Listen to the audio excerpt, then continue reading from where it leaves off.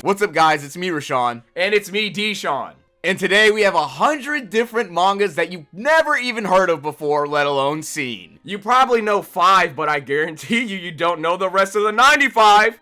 In the first manga on this list, we have Smother Me, a manga about a 13-year-old assassin that suffocates people and strangles them akin to a snake. And man, was I amazed with just how good this manga actually was. From the art to the story, it's dark, realistic, with amazing fights and jaw-dropping set pieces like this woman giving a revolver the schlop. I'm not gonna lie, this is a very adult series, filled with suspense, street violence, and emotions fitting to the name of this manga, Smother Me. Up next, we have Centuria, a manga about a man named Julian who was born to be a slave. Even the first opening words of this manga start off strong. You are cast out the moment you are born. You are completely denied any honor and personhood, and you are perpetually and violently controlled. An intro as heartbreaking and compelling as the rich fantasy world this story takes place in. And monster designs that are so well done, you'll probably check this manga out based off of them alone, alongside the moments that tug at your heartstrings. And I can't stress enough just how good the art and the action is. Just wow. Actual struggle and stakes. Up next, we have Kaijin Fugeki, a new manga from one of my favorite mangakas, Oh Great, the creator of Air Gear. And if we're talking about amazing art in a manga, he's one of the best in the game. And my god, he's made a sci-fi, and one that defines the genre by playing off of Japanese mythology. And the easiest way I could describe it as basically Eva, but instead of fighting angels, they're fighting actual Japanese deities and yokais. One of the most interesting premises I've seen in a manga. It's so creative, I can't believe it's not a light novel. This is really just one of those mangas where it's just art all across the board. Up next, we have Dear Anenome, a manga about the horrors of evolution. Very similar to the manga Planet of the Beast King, but Anenome would be way more horror-esque. Frightening depictions of animals and other forces of nature. In writing that bridges the gaps between what it means to be human and what it means to be an animal, and about the latent potential that both species have. Amazing art, decent story, and above all else, it's unique. Up next, we have Unlimited Exorcist Kiyoshi. And fun fact, this guy used to work on One Piece as an assistant under Oda. This series' art style would actually be very similar to One Piece, and you can see glimpses of it in its writing. If you'd like to see a more demon take of One Piece, I definitely recommend it, because it's definitely stylish. The abilities are cool and the art is powerful when they're used, and I think it's worth the read. Give it a chance so this series does not get canceled. Up next, we have Mad, an alien invasion manga with scratchy art similar to that of Tsutomu Nihei. The art also reminds me of Chainsaw Man. The aliens are frightening and remind me of the Chimera from Resistance. Seeing the main character have hallucinations of his sister and being so down bad that he doesn't have any hope to live because of the invasion and everything that it took from him was a very interesting psychological take that really flexed this mangaka's writing. I would say this is Nie's version of Kaiju no 8. A more adult version, if you will. Up next, we have the strongest hero, Envoy of Darkness. Pretty much your run-of-the-mill ecchi with a powerful main character. But what made this special was how much it reminded me of an old school anime. At moments, it gave me Slayer's vibes and even had decent emotional scenes in it. The best part is that this main character's ecchi fantasy turned out to be a lie, as this pushes the genre in new directions and takes a darker and a lot more serious tone. A pretty consistent manga across the board, and overall a fun read. Up next, we have Hikari Man, a manga from the creator of Homunculus. Now, if you've read Homunculus, that in itself should say enough. And oh my god, reading this, it was much better than I thought it ever was going to be. It's like reading Gantz and Inuyashiki. At the same time, not only this is probably the best superhero manga I've ever read in my entire life. My god, we need more translations. This shit is amazing, bro. Like, if you like Gantz, read this. Homunculus, read this. A masterpiece that you just need to read. I made a video about Alien 9 on the channel, and it is... this manga. Read it, please. The next manga is Destro 246 from the creator of Jormungand. If you like series like Jormungand or Black Lagoon, this is another option. Amazing action and gunfights, characters and thriller movie-esque writing. Another love letter to the girls with guns genre. If you want to read something that's both fun and smart and has its gunsmith cats like moments that makes you grow attached with the characters, it's right here. Up next, we have a very interesting horror manga called Yattara, about a one-eyed cat demon that will stop at nothing to eat everything in its path. But what makes this special is that this monster is manipulating children and raising them. But at the same time as it does this, this manga is a horror and a comfort. Something I've never seen done before. Creative writing across the board, seeing this giant monster take care of these kids. Is he going to eat them? Or is he just gonna love them and, you know, maybe just not eat them? It was actually really entertaining. Up next, we have Shinobi Undercover, a story about a modern day ninja with amazing art. Now, there are a lot of mangas like this in terms of modern day ninjas, but the main character Yodaka will be protecting a girl in high school. It's honestly just Full Metal Panic, but instead of mechs, it's ninjas. And it's a really fun read. There's something about seeing this guy lop somebody's head off, or having a Sakamoto Days-esque fist fight while keeping this anime schoolgirl from noticing is very smile inducing. Up next, we have Ragna Crimson, and man, I've talked about this before in a bigger video, but you need to read this. Amazing fantasy Dragon Ball fights, characters getting killed off like it's Attack on Titan, and one of the best takes on making a main villain I've seen yet. Read Ragna Crimson right now, and if you can, watch my full review on it. Up next, we have The World of Summoning, an action-packed shonen similar to that of Pokemon. There are hundreds of other worlds, but these summoners can use the power from those worlds by summoning different creatures to fight for them.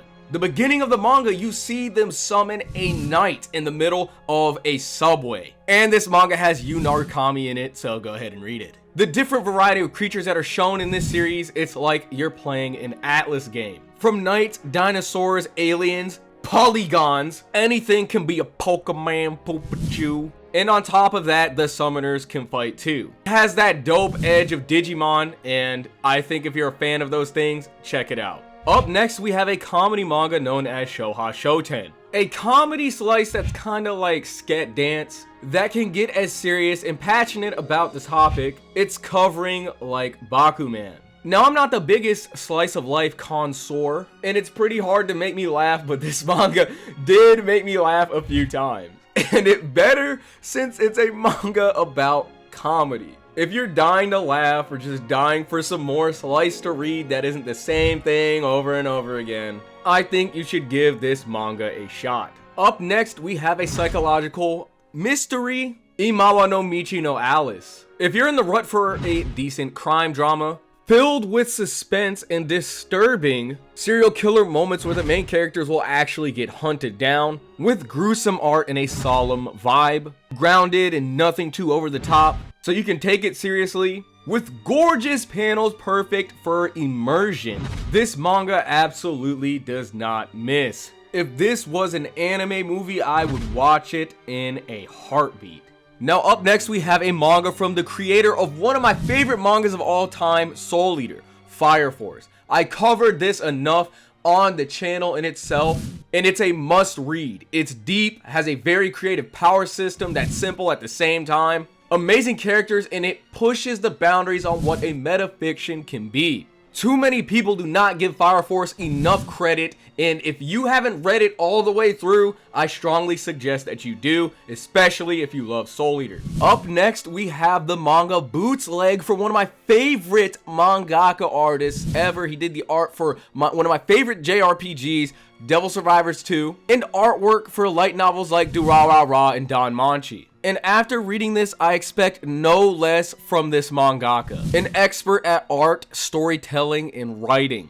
So much attention to detail, like seeing the name of the chapter and the art of a panel, similar to Bleach. The powers, the art, the action, just seeing this dude's creative mind at work. is truly something you just need to see. Up next, we have a manga from the creator of One Punch Man versus Brand New, a powerful, innovative, and quirky fantasy manga with sci-fi as well. One's genre-defying endless fun in his writing and creative ideas will keep you turning the pages in a brand new manga that will rival that of One Punch Man. And I love that manga. Seeing knights fight demon lords, aliens, with one serious yet goofy style is unlike anything you've ever seen before. Up next, we have Memesis, another fantasy manga with some of the craziest art and creatures, and two of the coolest main characters you've ever seen. Peak action, disturbing demons. Honestly, I think the art and the over-the-top nature is enough to make any reader want to give this fun masterpiece a chance. Up next, we have Task Force of the Paranormal Disaster Management from the creator of Batum. This manga is so good, it's like you're watching Godzilla -1. But every time you read it, it's a different kaiju. A very emotional and real depiction on how humanity would handle constant kaiju attacks. Again, it's literally like you're watching Godzilla -1. If you like that movie, read this immediately. It's terrifying, it's thrilling, and filled with drama. Up next, we have Tokyo Underworld, a story about a bunch of high schoolers trying to escape from hell. And this hell would be a supernatural take on The Purge, as these students are hunted down like a slasher film. Seeing these students barely get away by the skin of their teeth in this survival game was just out of pocket. There was a scene when the students accidentally shot one another while trying to kill this murderer, and wow. If you like slasher films, read this, because it scratched an itch I wasn't able to reach in a long time. And this next manga, oh my god, the creator of One Punch Man made a horror manga called Bug Ego. You know those menacing or somewhat scary moments from One Punch Man? An entire manga like that. I'm not gonna lie, this manga is on crack on how insane it can be. The main character has life hacks that rewrite reality, and shit hits the fan and it turns into the most horrifying acid trip with one's goofiness to give you one of the most exhilarating reads out there. Up next, we have the action-packed manga known as Galaxius, a manga where human dragon hybrids exist in this fantasy world and use their tails to fight like Kagunes from Tokyo Ghoul. This is honestly just a classic shonen that just goes above and beyond in every area, and it feels like you're reading Fairy Tail or One Piece for the first time again. Ridiculous fights and art, an amazing main character that's easy to connect with, and it's really just a gem for modern shonen. Up next, we have the manga Hakutaku.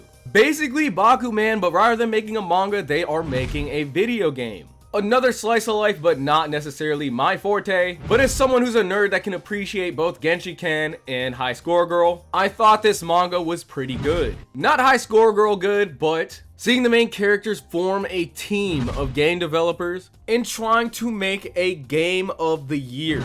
I don't know if that's happened in any other video game mangas, but I think that's what makes this stand out, at least for me, alongside them making a virtual reality game. Up next, we have a pretty crazy manga, Azura's Verdict, about a boy with a magic key, and he basically wants to create a just world, and whoever he deems unfit for this world, he sends to hell. A lot of people said that it's like Death Note, but I think the sad backstories and tragedies that these characters go through that pushes them to the point to want to send people to hell, and the gruesome tortures that the antagonists go through changes things up completely. It has a lot of very creepy undertones that make you question whether or not the main character is doing the right thing. But if you want to read something dark, try this manga out. Up next we have Onkoku Delta, a very bizarre and quirky sci-fi manga where a girl uses a human bodysuit to go to a dimension where humans exist, and you see this alien girl react to the normal human world. In a way, it's like a light Dorohedoro. It's just as crazy but a little more anime, and take that with a grain of salt. You might like that aspect, you might not.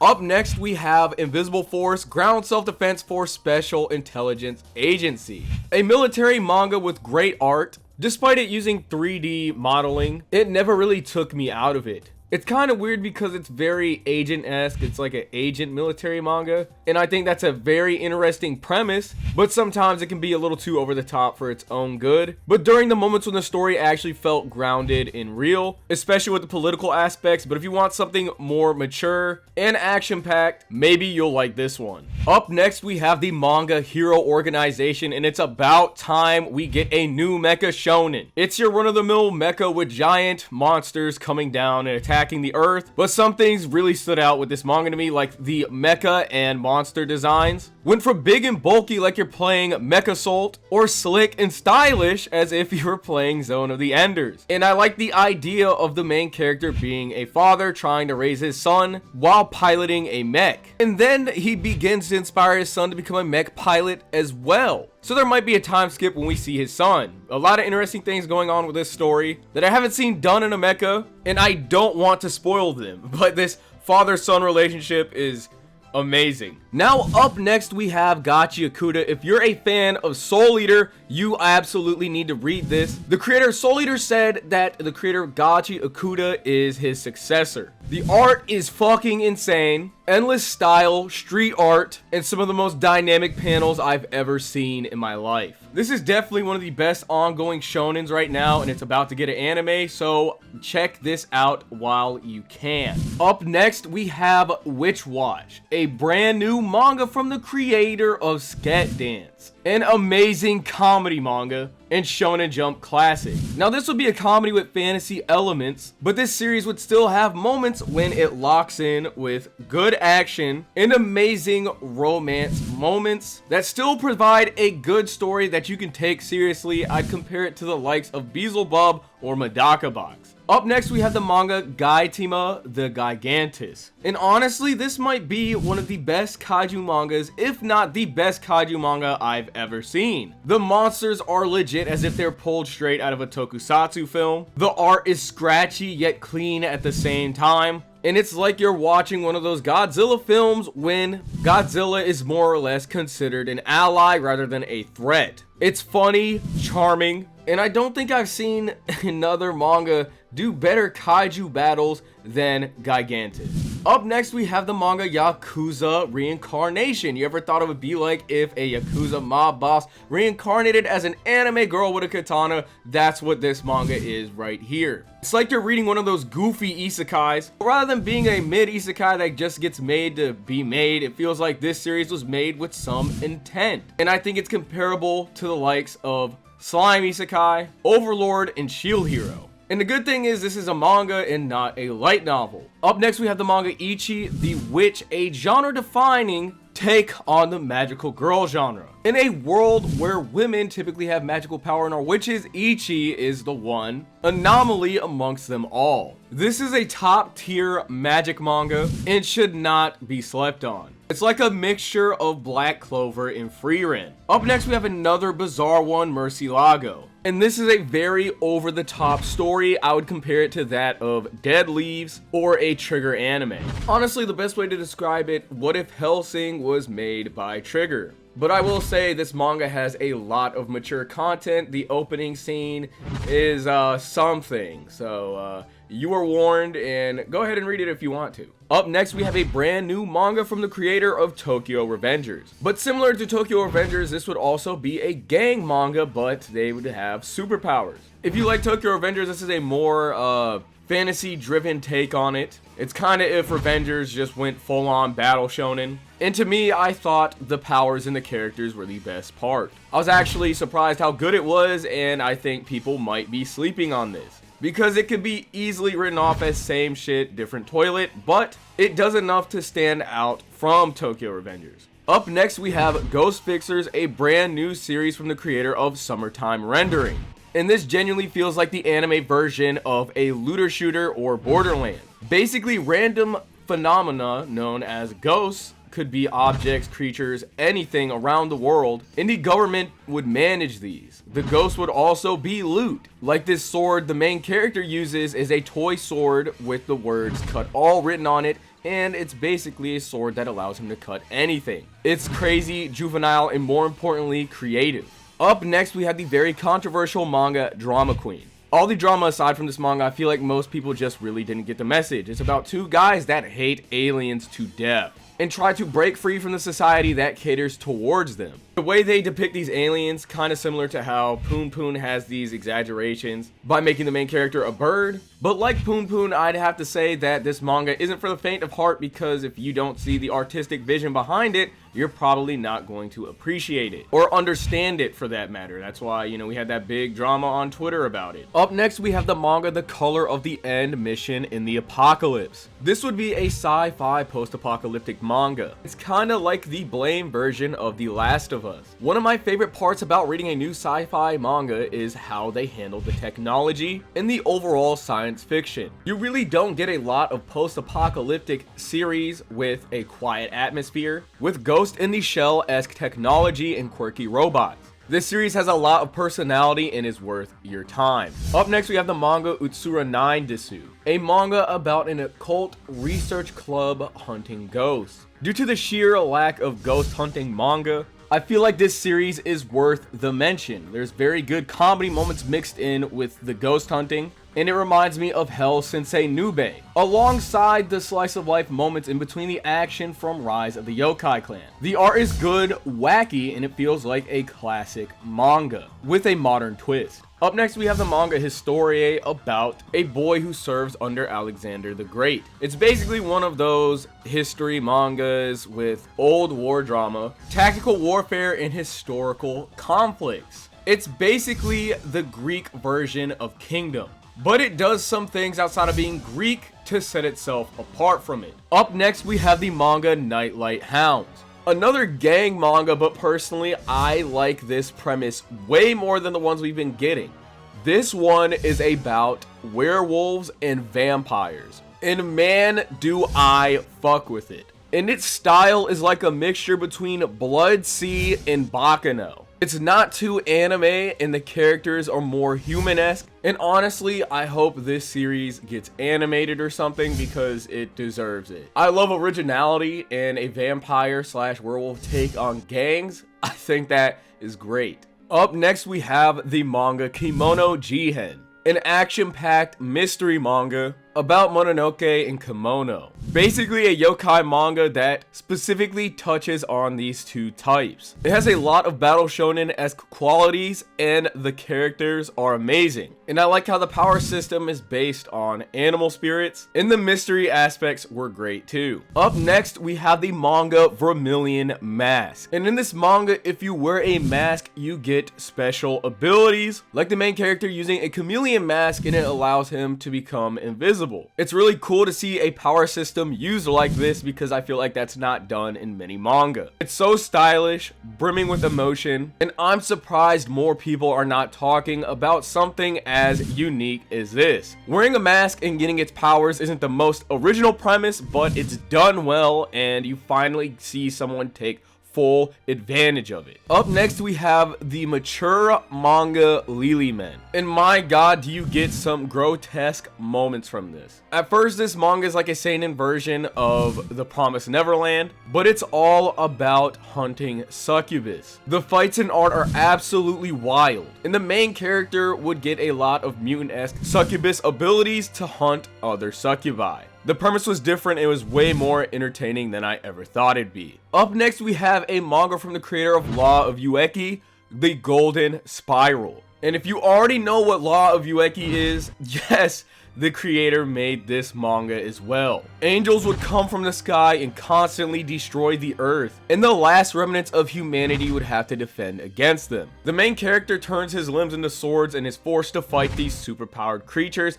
to protect his country. This manga is very bizarre in terms of its power system, but the creator of Law of Ueki handles this as well as his other series. Up next, we have another gang manga, Windbreaker. And this just might be the hardest delinquent manga out right now. And if Tokyo Revengers disappointed you, if you read this, I doubt it will do the same. It goes that hard. Sometimes it can be a little too over the top, but the main character is so badass that you never really care that much about the exaggeration. They fight so hard in this manga, and if you read it, I'm pretty sure it'll put some hair on your chest. Up next, we have the manga World and Salte. A battle shonen about a girl with magical powers exploring a fantasy world. In a way, it's like a play on the isekai genre mixed with maho shoujo. A new and interesting take, even though it's not necessarily an isekai, but a fantasy manga. It's like Ichi the Witch, but it's straight up maho shoujo.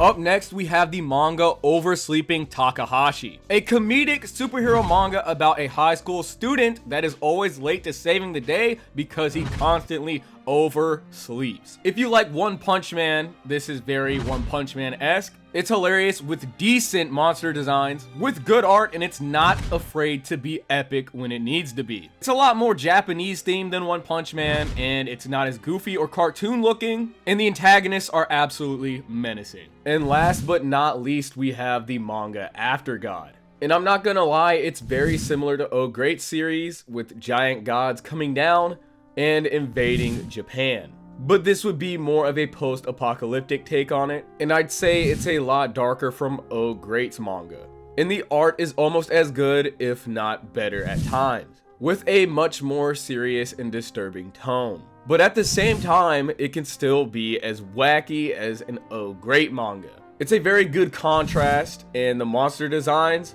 are straight up nightmare fuel. Katana Beast is a shonen like no other, and if you like Samurai Deeper Kyo, then this is gonna be some familiar territory to you. For standard shonen, quote unquote, this series goes above and beyond not only with its storytelling and amazing plot twists, but also with the dynamics of its characters, letting the story preach the message of family, camaraderie, and most importantly, love. Our main character would be Hijimaru, who is a proud lion who fights with honor and pure strength. Every single animal clan, and no, this is not furry bait, would participate in the festival where they all kill each other. And seeing who is the strongest clan in this series is nothing short of satisfying. Trojan X is the new series by my favorite mangaka, Sui Ishida himself. Of course, the creator of Tokyo Ghoul is going to make something crazy this time around, and that he did with one of the most intriguing rivalries I've seen in an anime in a long time. The main characters would have the powers of a vulture, and everyone that uses these abilities would lose their humanity the more they fight. It creates an interesting perspective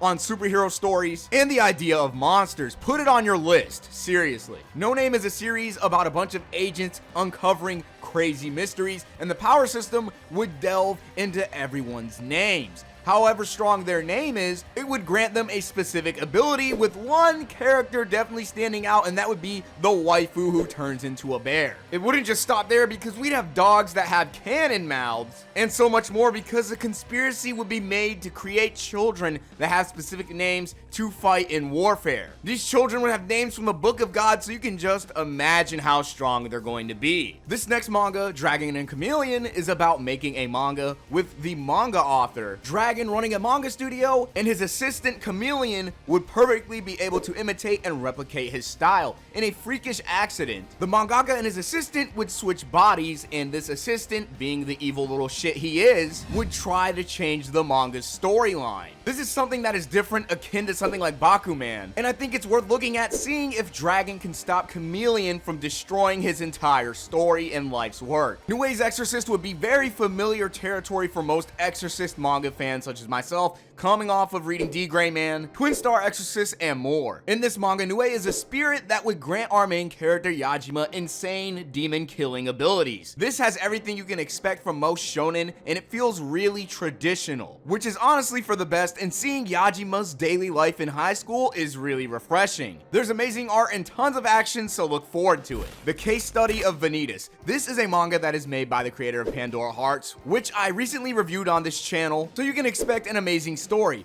Vanitas would be a vampire that hates other vampires, and his goal is to kill every single last one of them. And his companion Noi would try to finish the Book of Vanitas and cure Malnomen, which is creating tons of monsters inside of this French steampunk fantasy world. There is also an impending doom that is stealing everyone's true names in this manga, and a great plot twist here is seeing if Noi is going to get his true name stolen, leaving him to become a monster. Mujina Into the Deep. If you love Goodnight Poon Poon, well, guess what? This is made by the same creator. Mujinas are pretty much assassins that go around killing everyone in Japan for a price. You gotta make a killing at a career somehow. This manga would have a lot to say about the current society, with these assassins actually being influencers. With so many different perspectives on society and such a heavy focus on murder, you're not only gonna get a manga that makes you think, but a manga that gives you all the blood and guts you want. Rock is a Lady's Modesty. This would be made by one of my favorite mangakas, Hiroshi Fukuda, who created Mushi Bugyusho. And seeing him dabble in musical manga, which has allowed him to create a deep story about expression. Girls in boarding school would have to flaunt their elegance and act proper. Classical music would be shoved down their throats, while rock would be their only escape, or more accurately,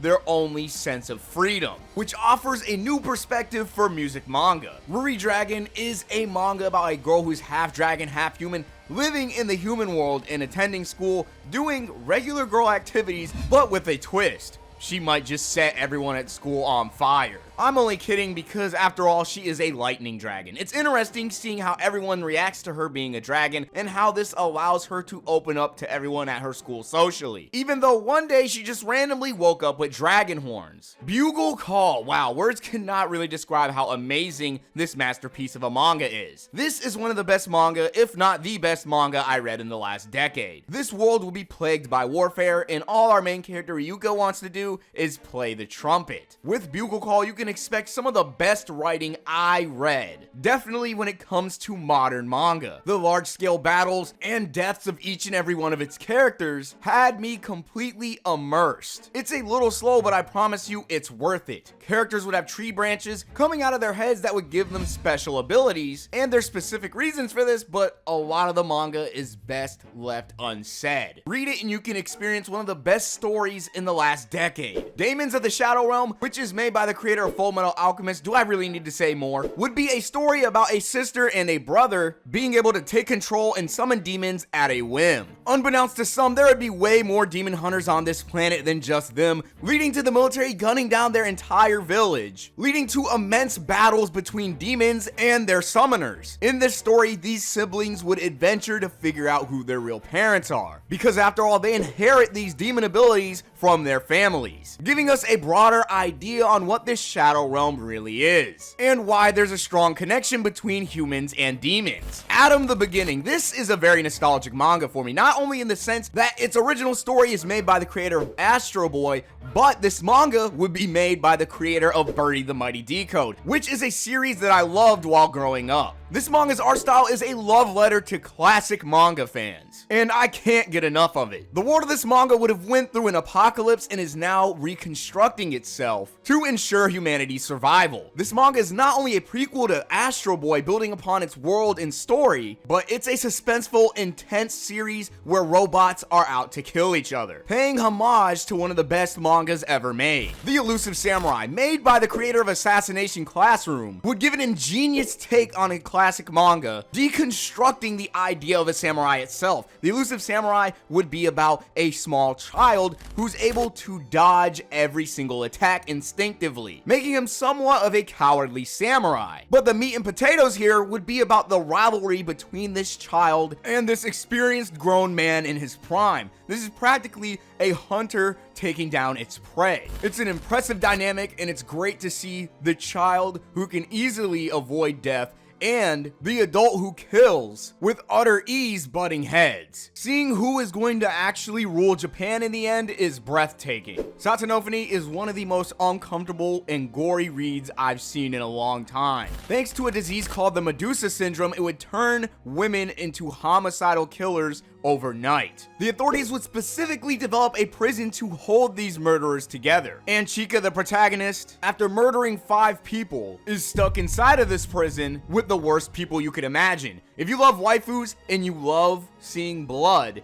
this one is for you. Ram Komonohashi Deranged Detective is made by the creator of Hitman Reborn and LD Live. After making a manga about the mafia and police, it was only natural for there to be a manga made about the middle ground. The greatest part about this is its dialogue and how well it can keep your attention. This manga is really just unpredictable, and seeing Ram dissect every single situation is satisfying. The best part about this is that not a single win is given to Ram for free, which keeps things tense and mysterious. The best part about it all is that this is not your ordinary detective manga. It's over the top and has a lot of depth. We would finally have the next part in the JoJo Bizarre Adventure series with Part 9, JoJo Lands. It's JoJo, so you can kind of know what to expect, but this time around the story would be about Joe Dio. With his name having such an obvious connection to the villain of the JoJo series, Dio, Jodio happens to be a very intriguing character, with his goal being solely to become rich. Fights are as bizarre as they should be, and Jodio's morality is really skewed, making him a nice change of pace compared to the other Joestars. Dogs Red, from the creator of Golden Kamuy, comes a really fascinating sports manga about an underrated sports in of itself, hockey. In this, we'd have Ro, who is a professional figure skater who is tired of dancing around on the ice because it's no longer fun. So he takes his talents of figure skating and brings it to hockey. Lo and behold, he would become a natural at it, finally letting him experience the fun that he wasn't having anymore. Figure skating is graceful while hockey is rough and rigid, creating 2 different commentaries on sports in ice skating and masterfully blending the two. Dance in the Vampire Bund ASO. This is a sequel to Dance in the Vampire Bund, one of my favorite childhood animes. But this sequel isn't what you would expect. The entire Vampire Bund would get destroyed, and their entire kingdom that they spent building the series before would fall to tragedy. In the series before, vampires were discriminated against and quarantined inside of the part of Japan known as the Vampire Bund. And with the Bund destroyed, vampires are reigning over the world and destroying everything. With peace no longer being an option, how in the world are vampires going to live? Check out this sequel and find out. Programmed for Heartbreak. This is an interesting love story where dolls are made and they are not allowed to injure human beings,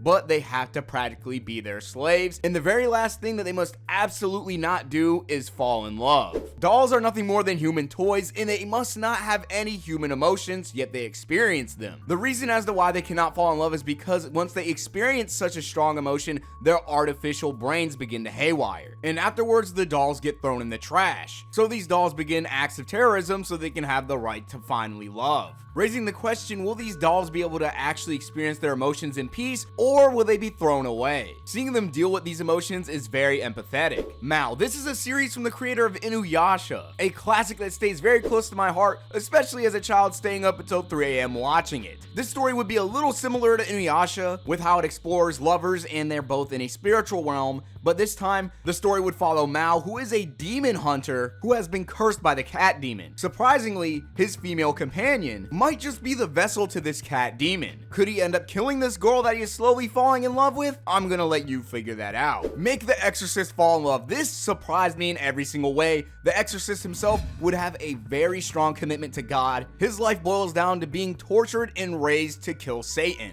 So much so, whenever he kills a demon, he's quoting Bible verses. It's honestly ridiculously fun to read. Yet Satan is slowly but surely trying to take away this exorcist's powers by forcing a demon to make him fall in love with her, so that he can be weakened due to his feelings for her. This series is definitely something special. Marriage Toxin is a manga about a master assassin who specializes in poison techniques. Now, where does the marriage come in? You see, this master assassin is being forced to carry on his lineage, so he has to marry someone and raise a child to take his place when he dies. If he fails to do so, know they're going to force his sister into a marriage and force her to create their new assassin. In an act of desperation, this assassin would ask his next target that he's going to kill to marry him, and as it turns out, he gets rejected, and this target of his is a cross-dresser who is going to teach him how to get girls, which is funny to say the least. Can this assassin actually get married? We'll see what happens. Zatch Bell 2. This is a sequel to a series I attached myself to as a child. At a point in time, it was my all-time favorite. In Zatch Bell 2, all of your favorite characters are going to make an extreme comeback, and it's great to see how the lives of these characters progress after the events of the first manga. I'm not gonna say too much because I don't want to spoil the first manga, but the demon world is being completely overran by a new group of villains who have stolen every single spell, making all the demons and their mothers powerless. Can they stop this demonic dictator, or will everything be for nothing? Reanima. This series is about the world being overrun by global warming and no one can live on the planet, so they all live underground. But there's a catch. This is much like the Matrix because they would have reanimas, which are artificial bodies that allow them to live on the Earth's surface without dying. So anything goes.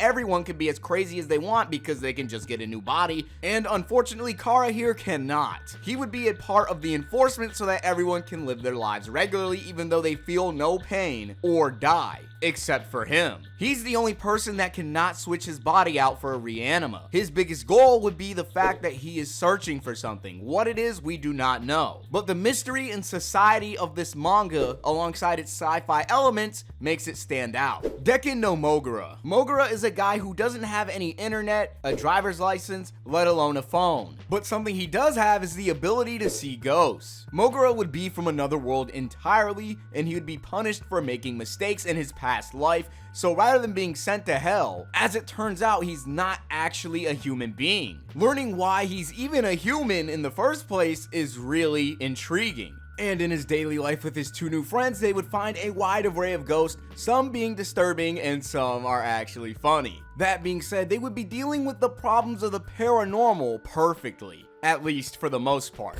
No longer allowed in another world, this manga is an isekai about Osamu Dazai, who is a real-life novelist and author. And no, this is not a light novel, this is a full-fledged manga, so you have to read the manga to take in the full experience. Dazai would be summoned as the chosen one in this downtrodden fantasy world. Everyone in this world would look up to him as a savior. But what can a poet really do against mythical dragons and bloodthirsty murderers? And to make it all worse, Dazai's goal in life is to die. His mainstay achievement is to look inside of the stories of this world around him and everyone in it in order to change this ongoing conflict. Tatori. This manga is about a cat who stumbles upon the dead body of a boy that used to raise and take care of him, even though he was a stray. He would feed onto this boy's resentment and then become him. You could think of this as reverse John Wick. This cat would transform into this boy and then hunt down his killers. The cat would take care of the boy's little sister and make every attempt to sink his claws into the revenge he desires. This cat would live in this boy's daily life, take on his bullies,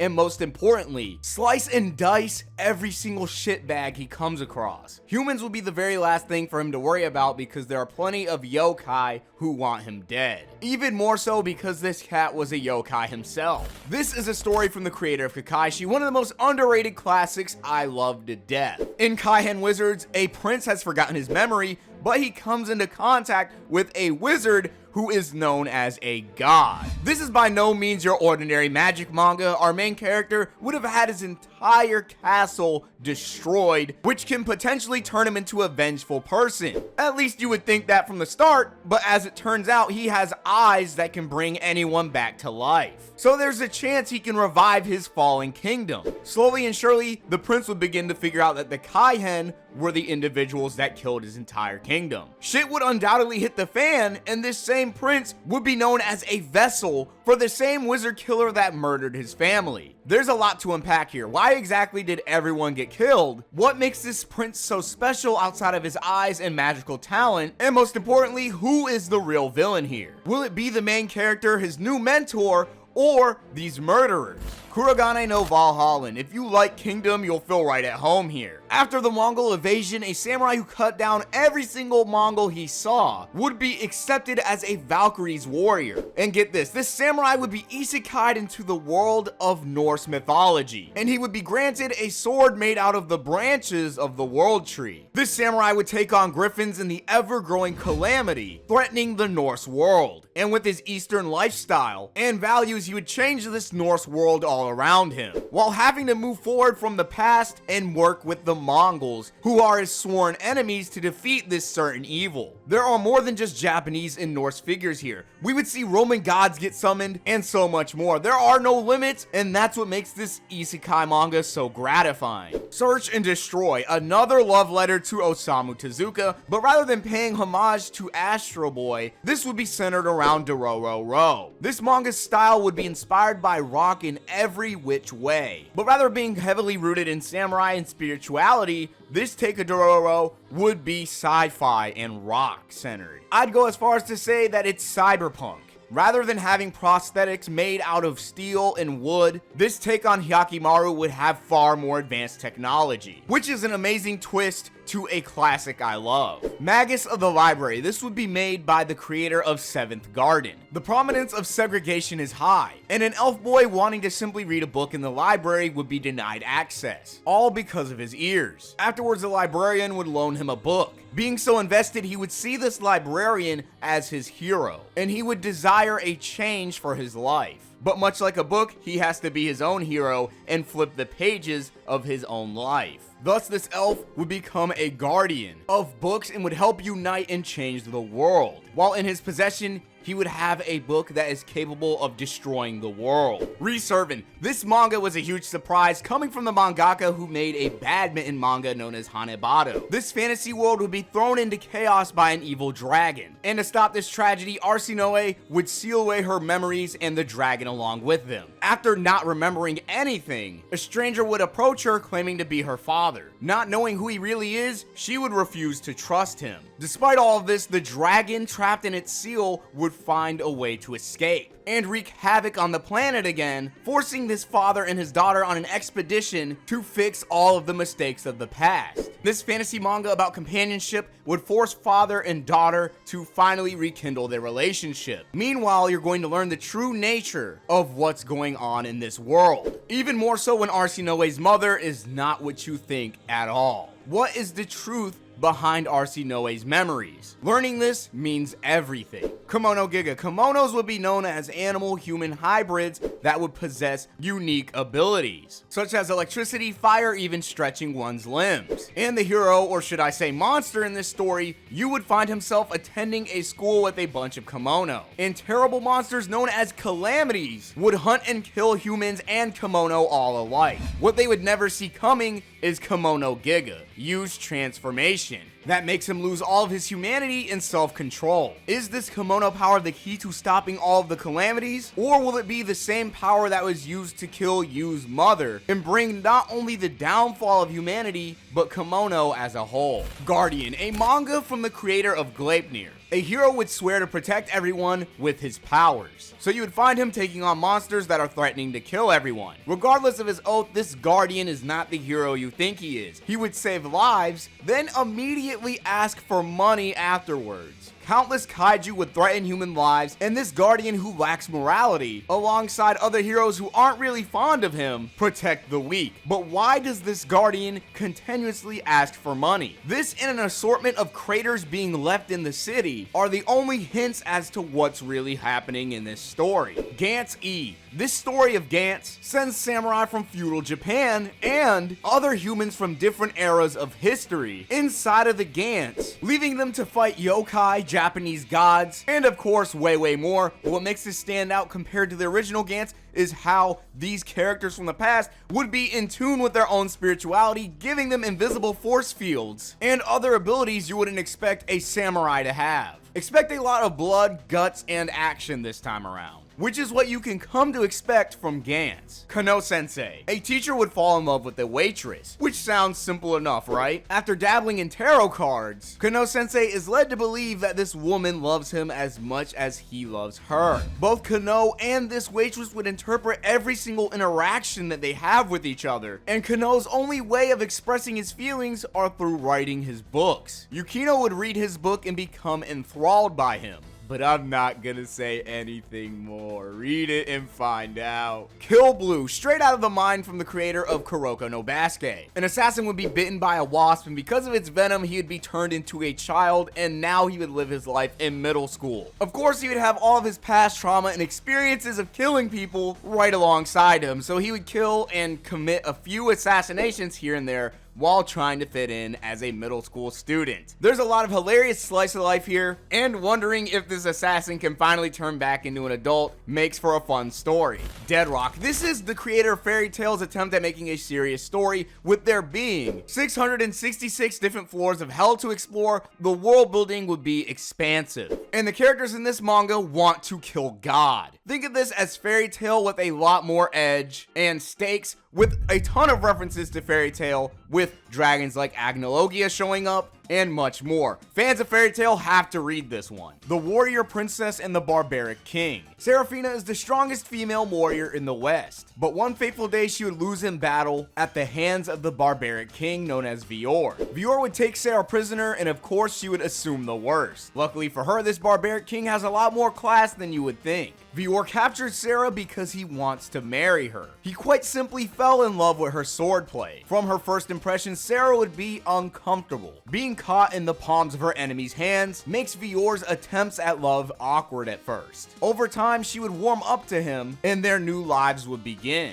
letting her realize that maybe everything she initially thought about the Barbaric King was probably wrong. With Terraformers on an extremely painful hiatus, the artist of the series took it upon himself to find a new line of work, and here we have a new series from a new author, Gigantus. Every single living organism is perfectly symmetrical, except for this grotesque group of mice that would devour and take the shape of anything they consume, creating ugly beings of nature. And if you thought humans were safe, you were dead wrong. These ever-evolving parasites would feast on anything with flesh, and these new monstrous forms would be perfectly symmetrical, and every last human being on the island of Tsushima are forced to survive against these perfect beings. That is until Gigantus takes down every last one of these abominations. This superhero monster is humanity's last hope. From the creator of Beck, one of the most critically acclaimed guitar mangas ever, Seven Shakespeare's Not Without Right is a theater manga. In 16th century London, these comedians would take the stage. From screenwriting to acting, they would develop their own plays from the ground up to woo the masses and express their truest passion,